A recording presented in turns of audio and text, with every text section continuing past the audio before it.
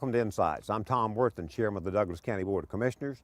We're at the Sheriff's Firearms Training Facility here off of Wortham Road. Stay tuned, you'll enjoy the show.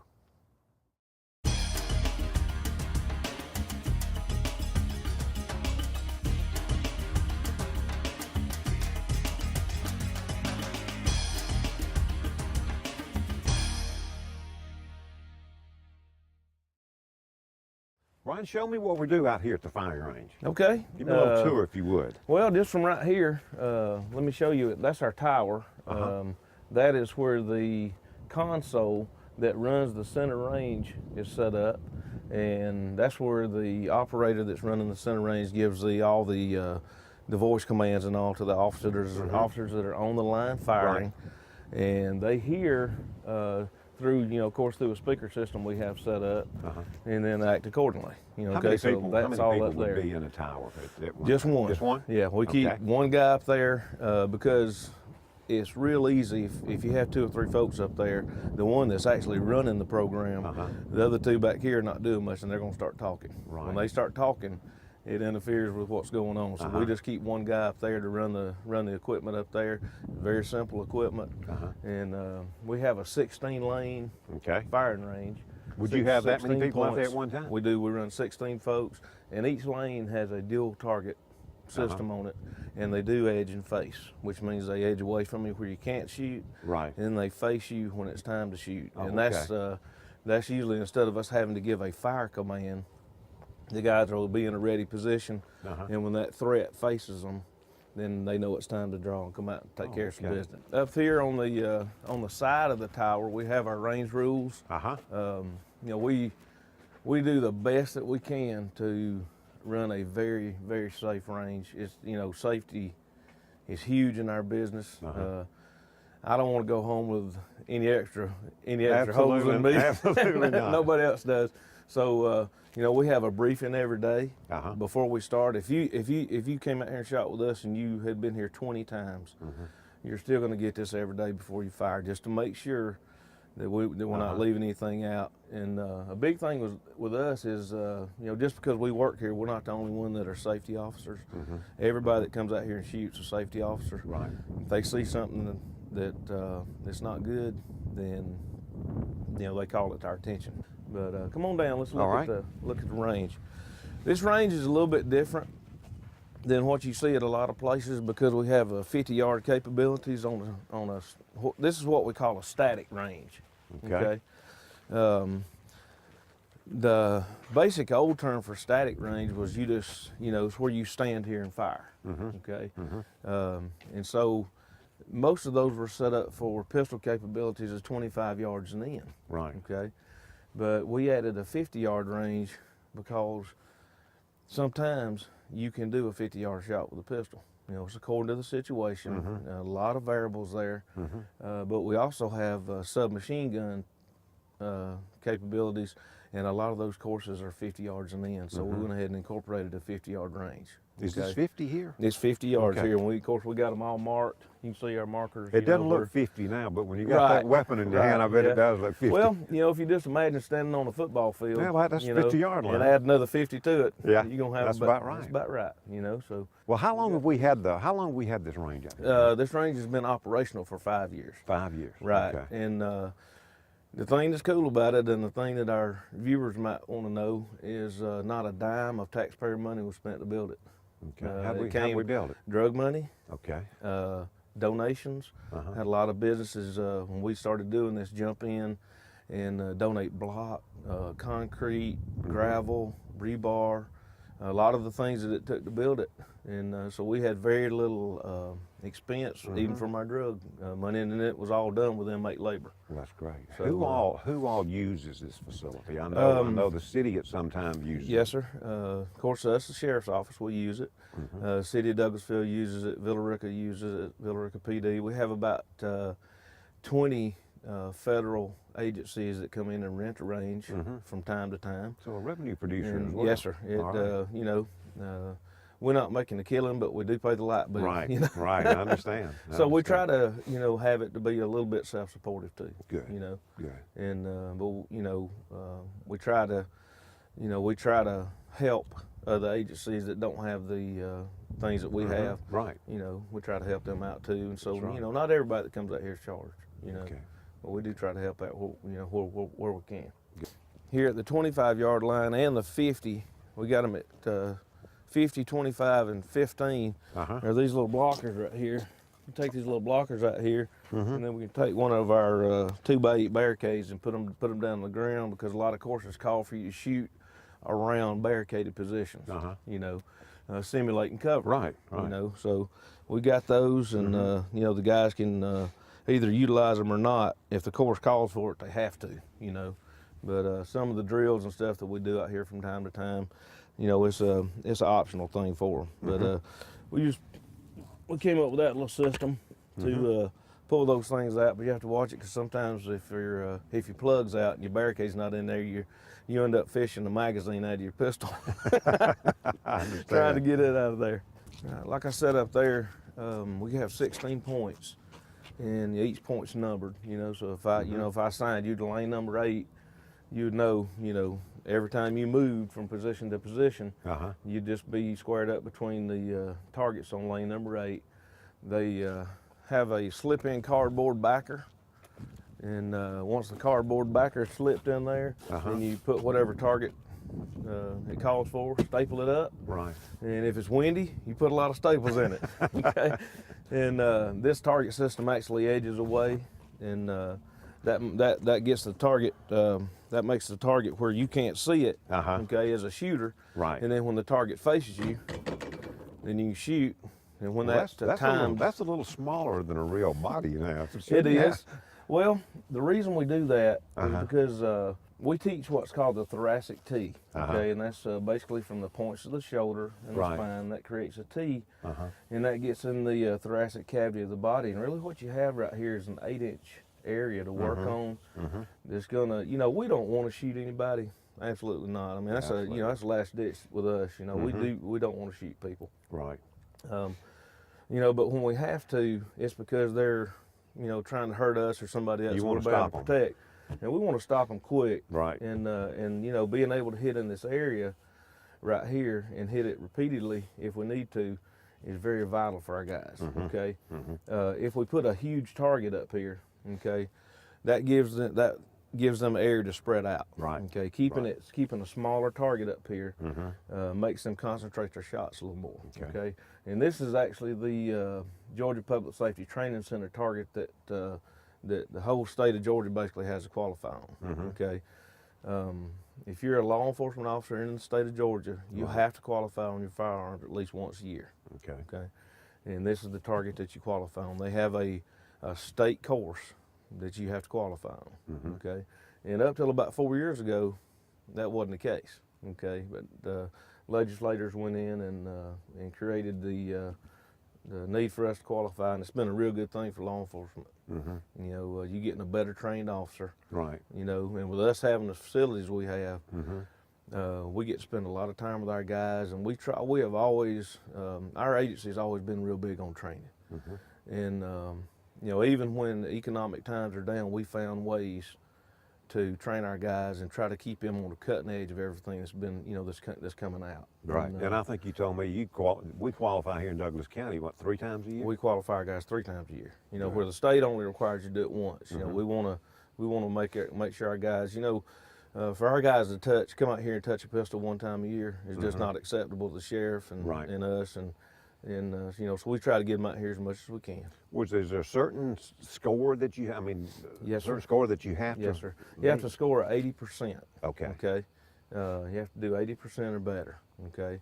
And if you don't make it, you're back out here again. Well, there's repercussions. Oh, is that Plus, right? you got to come back and go through some retraining. Okay. Which we don't have a lot of people that have to, you know, but from time to time, some people have to shoot it, you know, a little extra. Well, tell me, what type weapon does the Sheriff's Department use now? I know recently, when I say recently, within the last year or so, we did change the type of weapons that we've gone to for a sidearm pistol, we've gone to a 6-hour P229 in 40 caliber. Okay. It's got a DAC trigger system in it, which is a lot better, we thought, for an officer on the street because there's a lot of variables a lot of people don't think about when it comes to shooting. Mm-hmm. You know, let's say, you think about the worst environments that you can be in. Mm-hmm. It's dark, it's 20 degrees outside, it's raining, you got gloves on, you're cold, you can't really feel your fingers real good. You know, when you get in an active shooting situation, if you got a hair trigger on your pistol, you're not going to be able to tell, and you might pull that trigger and really don't mean to. Right. You know, so what we did with the DAC trigger system, and it's a double action style of trigger, but it's you have to pull it. It's a meaning. It's something you have to do. It's a very conscious effort to make that trigger go off. But does it take longer then to fire that weapon? Don't take longer. Okay. You know, don't take any longer to fire this than it does any other weapon. It's just a learning curve. You know, you have to get used to it. But, so if someone tried to take your weapon away from you and actually jerked it out of your holster, most of the time they wouldn't know what to do to fire it then, would they? Yeah, I mean it's a point and click interface. You know, Okay. you point it and click it, it's going to pull it, it's going to go off. But you know, we also teach our guys defensive tactics, and we have holster systems that are set up with safety and security features on them. So if they didn't know how to get the weapon out of the holster, they're probably not going to get it out of the holster. Okay, good. There are some tricks to getting it out of the holster, you know, but it's a learning curve with our guys, and that's why training is so important. When they come down to that weapon system, they can get it out quick. But if the average person that didn't know that Wouldn't holster, be able to do that. they're not going to be able to do it. We actually have a video of a North Carolina trooper that he got in a fight with this guy he was arresting for DUI, and the guy just got a lucky punch on him, but he cold cocked him when he did. I mean, he just knocked him out. And when the backup troopers got there to start helping him, the guy had a foot on his shoulder. He was sort of laying on his back, and a knee on him. He was trying to rip that gun out of the holster, same holster we carry, and he couldn't get it out because he didn't know the trick. You know, so that and a few other things were the reason we went with that holster system. It's a good safe holster system, and you can also be quick out of it. Brian, what do we do over here on this side? All right, this is one of my favorite places out here. Okay. We call this the reactionary range. It's also our rifle shotgun range. We have a static target system that we can hang just static targets on it, and also behind the little brown metal wall down there, we have a mover that comes out, and it'll actually move back and forth, and it's on a rheostat switch. We can make him crawl, or we can make him boogie. We can make him really get down the street, like about the speed of a running human. Right. So we have that at our disposal to work with guys on, and we have a lot of steel targets out here. And the advantage of working steel targets, when you shoot a paper target, there's no reaction. Okay, it's just you punch a hole in a piece of paper. There's no feedback. Well, when you come over here to the steel range, and we set a course up on the steel range, every time you shoot and you hit that steel target, boom, you get that audible feedback, and most of them move. So you're getting that return stimulus. Right. A lot of them fall. That adrenaline starts flowing over on this side, doesn't it? And what's funny, we'll set a course up over here, and we'll put various styles of barricades out. We got the walls, we got these slim poles, we got things that lay on the ground like curbs, a lot of barrels and stuff that we utilize for cover. And we'll have them go from station to station to station and transition from rifle to shotgun to pistol. And we're only moving as quickly as we can shoot accurately. Okay, so you're not just flying down through here. You're strategically moving from cover position to cover position, and having to shoot certain targets and identify good targets versus bad targets. Okay, because you got to train your guys on no shoots. You got to have. They just can't come to a range and shoot everything they see, because they take that same stimulus into the street. That's with right. them, okay, so we put up good guy targets and bad guy targets, and they have to distinguish between the two. And they're just moving at a little quicker than walking pace. Just a good smooth movement down through here, and they'll be out of breath when they get done with it. Right. and it's because of the adrenaline dump. Mm-hmm. You know, Mm-hmm. well, they're learning a couple of things right there. They're learning how to deal with that adrenaline dump, which is really good. We don't want guys that when they go out on the street and something happens to to freeze up. Right. You know, so we give them that. We try to put them in that stimulus to start with before they encounter it on the street. Right. You know, so that's. But I really like this range over here. We got a lot of different styles of steel targets. Some of them move, some of them don't. Mm-hmm.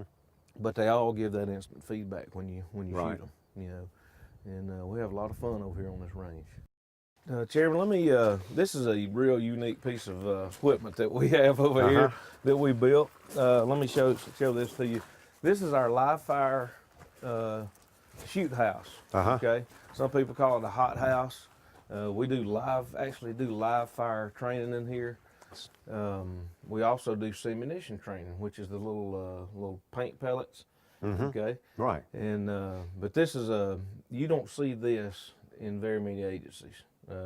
Very few people I know have access as far as law enforcement goes. A lot of military have these, but you just don't see this in law enforcement a lot. And what this affords us the ability to do is put people in actual situations in home-style settings.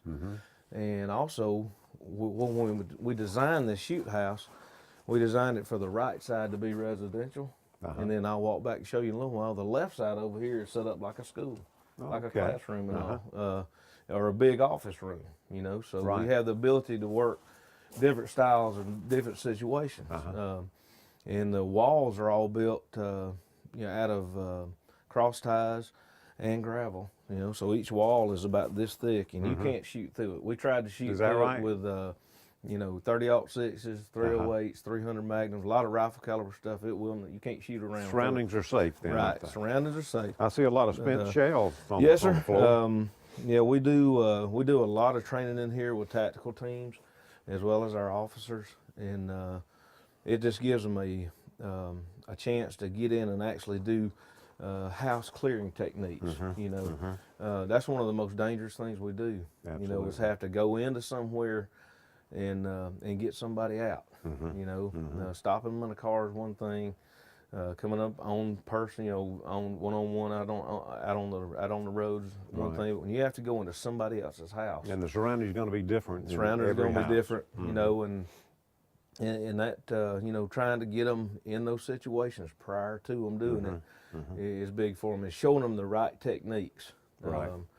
That's we see a lot of people come in here and they never had any clearing experience before, and they do things that'll get them hurt. And your CERT team has to spend a lot of time. We spend here. a lot of time in here. Absolutely. This is our bread and butter. Clearing houses and doing it safely is our bread and butter. You know, so let me we actually put this observation area up here. That's where the instructors, you can see real good from up there. Right. And you'll have instructors on the ground with them, but you also have a lead up here that can see things that nobody else can see. You know, and of course, if we're doing live fire in here, they're always behind the shooters up there. But and that makes you have to set it up where it's friendly, for everybody involved. But we have bedroom side rooms in here. We have closets. We have bathrooms. We tried to set it up as well as we could, like a real house. And we do a lot of work in here. A lot of work in here. We usually have a lot of furniture in here. But, we're in the remodeling mode right now. Okay. This is a tool that training area that you don't see at a lot of training place. A lot of training complexes. And this has really been a godsend for us. Norfolk Southern Railroad donated every tie that you see There's here. a lot of them out there. About 3,000 ties. Wow. That's what it took to get it. We had, we just had everything that we put in here has been donated. That's great. Sure has. The CERT team bought all the lumber for the observation area up there. And we came out here and actually built it too, So got a lot of guys pitching in to make this thing work. Have a little prison labor to help you out. Well, On the building of this, we had a lot. Did you? We had a lot. Good. There, Those things are had heavy. had a lot of. We did every bit of it with inmate labor. Great. You know, Chairman, we're in what we call our FAT simulator trailer. Okay. Trailer was donated by the Board of Education, and we were able to buy this FAT system. And what the FAT system stands for is Firearms Training Simulator. Okay. And we have the exact sidearm, the 6-hour P229 with a DAC trigger system in it. It functions and works just like a standard firearm. Okay. But it shoots laser bullets, okay, up on the screen. Okay. And every time you pull the trigger, it sends a laser impulse to the screen, and the little screen reads it and sends it back. It's just instantaneous. And so it's actually, and of course it has an audible sound. And these are really neat. I mean, the slide. So this would be on. identical to the weapon you carry. Oh, it's exactly. Same thing. It's actually the weapon I carry. It is. I mean, right. this is an actual SIG firearm. Okay. It just has the barrel's been taken out of it, and it's been replaced with a laser system. Right. Okay, but it is the exact firearm, and so it gives officers the ability to come in here and use the actual firearm that they train That's with great. every day. That's good you know. training. Okay. We also have a taser. We employ tasers at our department, and we have an actual taser. It's also part of this system. Okay. Pepper spray, the Colt M4 223 rifle, which is what we use for our patrol rifles, and we also use these on the CERT team. And we have So an officer, an officer on the road would have this weapon in the car as well. certain officers, our supervisors on patrol carry those. Okay. Carry those. So with not them. every car would. Not have every it. car's got them, but we have quite a bit of them on the street. You Okay. know, what we found out from, that North Hollywood shootout Right. in California was that sometimes the shotgun, which a lot of people have, just is not going to get the job done. Right. With the body armor. Right. And so we did want to employ some of those in the field to deal with situations like that. Absolutely. That's when we have them. But these things, there's over 900 scenarios in here. There's single officer, dual officer, SWAT team scenarios. It's a great system, and a lot of times we'll bring in brand new shooters in here, and this is where we start them. Oh, this is the beginning point. Right here Oh, in this okay. environment. They're not shooting live rounds. Right. We just get in here and get them used to, And they can pressing get that comfortable trigger. with the weapons they're going Sure. to be using. They can Okay. get the fundamentals of that weapon system down right here before we ever take them out and do live fire. Right. And it's a great system, good training system. We have a few props in here. This is new. We're just getting set up on it. We have a few props in here, and I want to show you this, and I thought it was real neat. I asked one of our guys that work in our maintenance department to build. I said, I want a car door. Okay, I want these guys to be able to get out of a car and come in here. And so he built me a car. So they can sit down here in a chair. They can open the door, get out of their car, close it, and actually do an approach on a traffic stop or getting out of the house. Great. So I thought this was pretty neat. And of course, It is. It folds up against the wall and gets out of the way. And we built this? One of our maintenance guys, Tim Sword. Well, He was the engineer and designer on that, right. and the builder. I thought that was really neat. We've had a lot of people look at it and say, "Man, I'd like one of those."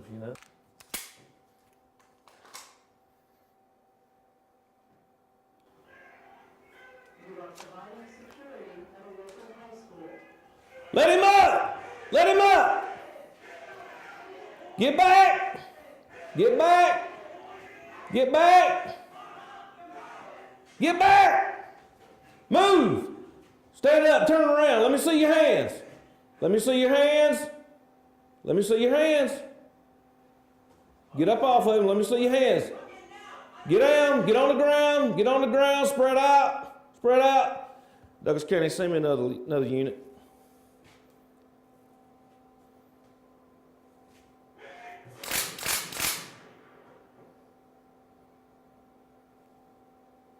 Okay. Didn't know that other guy was back there. No, you don't, and that's what's, you get people really focused in on what's going on right there.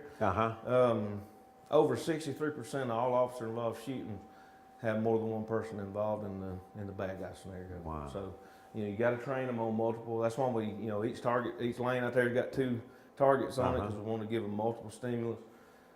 And we run scenarios like this where you're dealing with more than one person. Wow.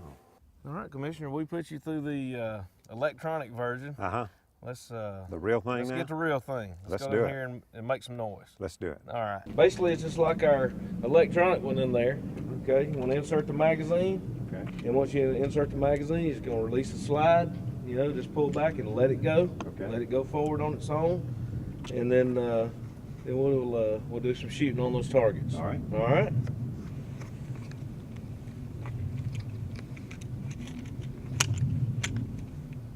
Pull it back, let it go. There we go. All right, she's hot and ready. Okay. What you want to do is aim. Remember that thoracic T that we talked about? Right. Points to the shoulder, center of the body. That's where you want to aim. All right. It's a little bit high. Okay, because if we do something bad when we shoot, it's usually jerk down on the trigger and shoot low. So if we aim up a little high, if we jerk down a little low, we're still okay usually. Okay, is this going to knock me down when I No, fire? sir, it's not going to knock you down. All right. Just watch your front sight through your rear sight. I want you to really focus on the front sight. Front side, okay. Right. Focus on the front sight. Make it clear. And then smooth press.